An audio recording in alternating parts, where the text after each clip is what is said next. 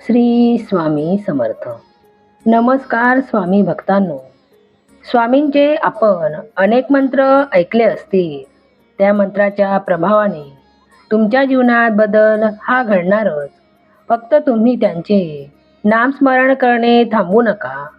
सतत मंत्रजाप चालू ठेवा.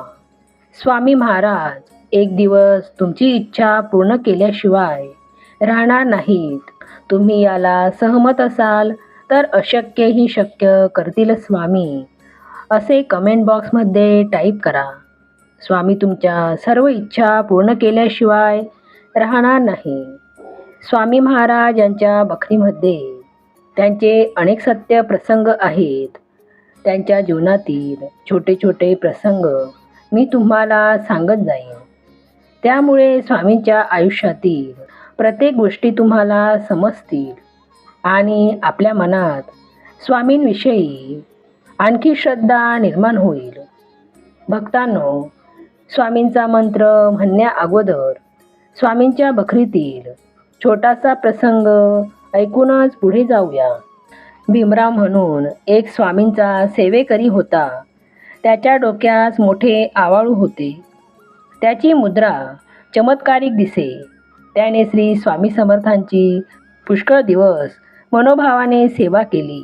भीमराव व त्यांचा मुलगा बागेत जाऊन नित्य टोपलीवर फुले श्री समर्थांकरिता घेऊन येत. सेवेकरी त्यास थट्टेने 2 डोक्याचा माणूस म्हणून हाक मारीत. एके दिवशी महाराज आनंदाने बागेत बसले असता भीमरावाने फुलांची टोपली भरून आणली. त्यास दुरून येताना पाहता सेवेकरी 2 डोक्यांचा माणूस आला अशी थट्टा करू लागले व हसू लागले. त्यांच्याबरोबर महाराजही 2 डोक्यांचा माणूस असे म्हणून खदखदा हसू लागले. भीमराव फार खजील झाला. पण ही संधी फार बरी आहे असे पाहून तो श्रीस म्हणाला, लोक हसतात ते हसोत, पण आपण दीनदयाळ भक्तवत्सल असून आपल्या भक्तांचे व्यंग पाहून ते व्यंग दूर करणे आपल्या भक्तवत्सल्याचा धर्म आहे. तर या दिनावर कृपा करून व्यंगापासून मला मुक्त करावे, मग लोक का हसतील, अशी श्रींची त्याने प्रार्थना केली. दयाळू कृपाळू महाराजास त्याची कीव आली, पण त्यावेळी ते काहीच बोलले नाहीत.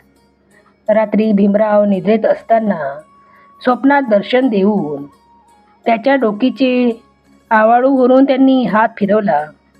सकाळी भीमराव जागा होऊन पाहतो तो डोकीचे आवाळू फुटून त्याचे विदभर कातडे लोंबू लागले.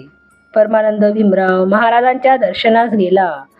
2 डोक्याचा माणूस 1 डोक्याचा होऊन आला असे पाहून सर्वांस आनंद झाला.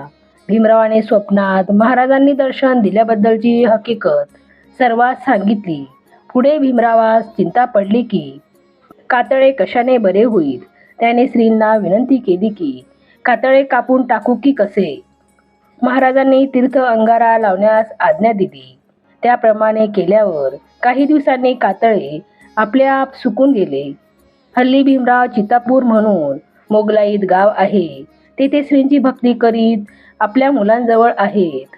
स्वामी भक्त हो, आपण स्वामींचा प्रसंग ऐकला त्याबद्दल धन्यवाद. आता ऐकूया स्वामींचा शक्तिशाली मंत्र. तो मंत्र असा: ओम अनंत कोटी ब्रह्मांड नायक नमः. ओम अनंत कोटी ब्रह्मांड नायकाय नमः. ओम अनंत कोटी ब्रह्मांड नायकाय नमः. ओम अनंत कोटी ब्रह्मांड नायकाय नमः. ओम अनंत कोटी ब्रह्मांड नायकाय नमः. ओम अनंत कोटी ब्रह्मांड नायकाय नमः. ओम अनंत कोटी ब्रह्मांड नायक नमः. ओम अनंत कोटी ब्रह्मांड नायकाय नमः. ओम अनंत कोटी ब्रह्मांड नायकाय नमः. ओम अनंतकोटी ब्रह्मांड नायकाय नमः। ओम अनंतकोटी ब्रह्मांड नायकाय नमः।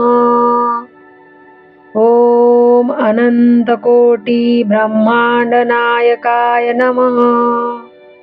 ओम अनंतकोटी ब्रह्मांड नायक नमः। ओम अनंतकोटी ब्रह्मांड नायकाय नमः। ओम अनंतकोटी ब्रह्मांड नायकाय नमः। ओम अनंतकोटी ब्रह्मांड नायकाय नमः। ओम अनंतकोटी ब्रह्मांड नायकाय नमः। ओम अनंतकोटी ब्रह्मांड नायकाय नमः। ओम अनंतकोटी ब्रह्मांड नायक नमः। ओम अनंतकोटी ब्रह्मांड नायकाय नमः। ओम अनंतकोटी ब्रह्मांड नायकाय नमः। ओम अनंतकोटी ब्रह्मांड नायकाय नमः। ओम अनंतकोटी ब्रह्मांड नायकाय नमः। ओम अनंतकोटी ब्रह्मांड नायकाय नमः। ओम अनंतकोटी ब्रह्मांड नायक नमः। ओम अनंतकोटी ब्रह्मांड नायकाय नमः। ओम अनंतकोटी ब्रह्मांड नायकाय नमः। ओम अनंतकोटी ब्रह्मांड नायकाय नमः।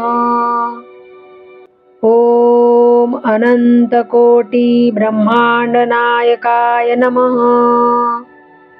ओम अनंतकोटी ब्रह्मांड नायकाय नमः।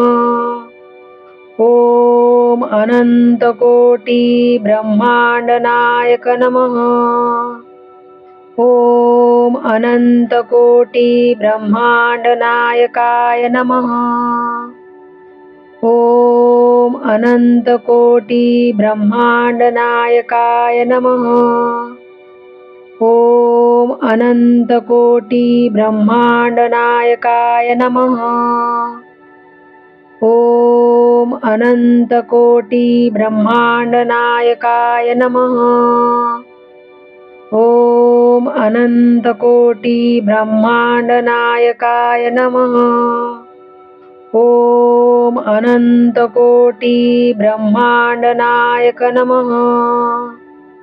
ओम अनंतकोटी ब्रह्मांड नायकाय नमः। ओम अनंतकोटी ब्रह्मांड नायकाय नमः। ओम अनंतकोटी ब्रह्मांड नायकाय नमः। ओम अनंतकोटी ब्रह्मांड नायकाय नमः। ओम अनंतकोटी ब्रह्मांड नायकाय नमः।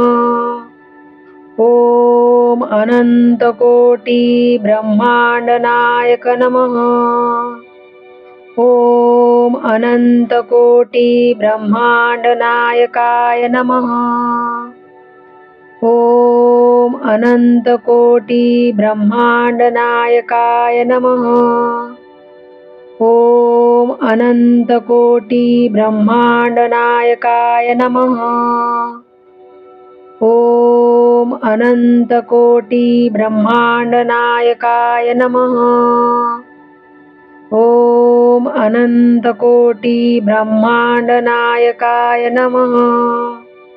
ओम अनंतकोटी ब्रह्मांड नायक नमः।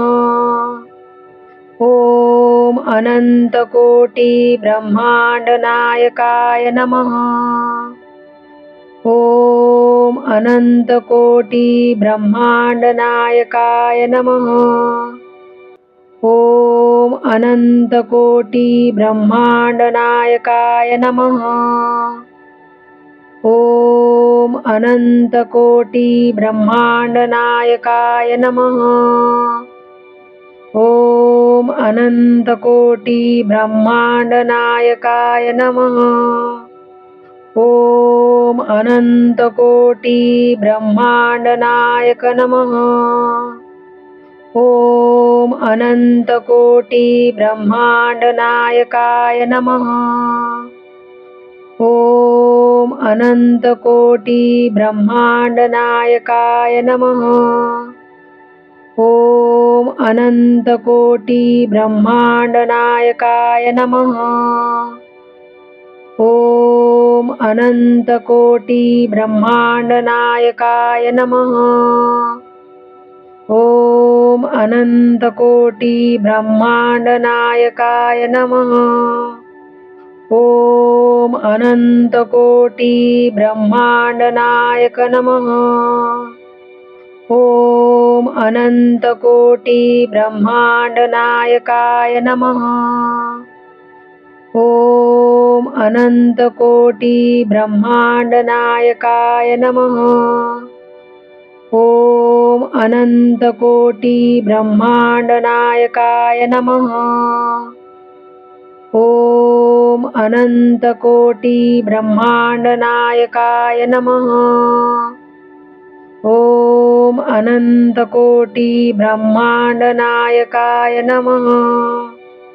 ओम अनंतकोटी ब्रह्मांड नायक नमः।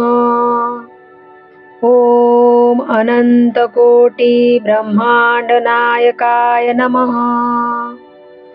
ओम अनंतकोटी ब्रह्मांड नायकाय नमः।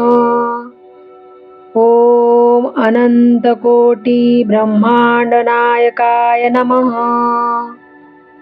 ओम अनंतकोटी ब्रह्मांड नायकाय नमः।